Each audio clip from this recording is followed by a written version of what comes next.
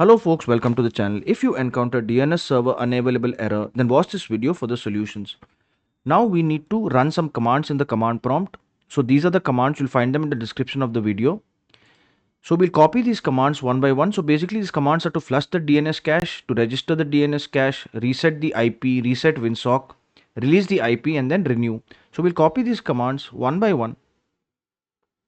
Run command prompt in the elevated command mode by clicking on run as administrator, and then we'll paste these commands here and press enter, and then we'll copy these commands one by one. I'll not do that so as to keep the video short for your convenience, but you need to copy these commands one by one. The next thing you need to do is press the Windows and the R key and enter this command ncpa.cpl, press enter or click on OK.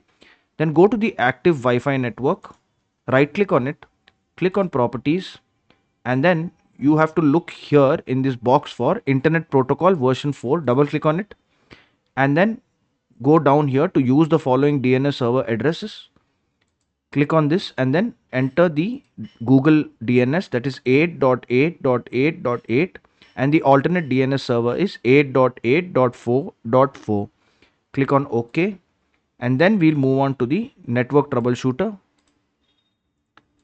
So we'll right click on the start button, look for settings, and then we will look for system, scroll down for troubleshoot, click on other troubleshooters, and then we will click on run next to the network and internet bar, and this will solve the problem. But if it doesn't, then the last step is to disable the proxy and the VPN. For that we will look for internet options, click on this, and then we will click on the connections tab. In the connections tab we will look for LAN settings, and in LAN settings we will uncheck this box, use a proxy server for your LAN. So if this is checked, just uncheck it and click on apply and click on OK.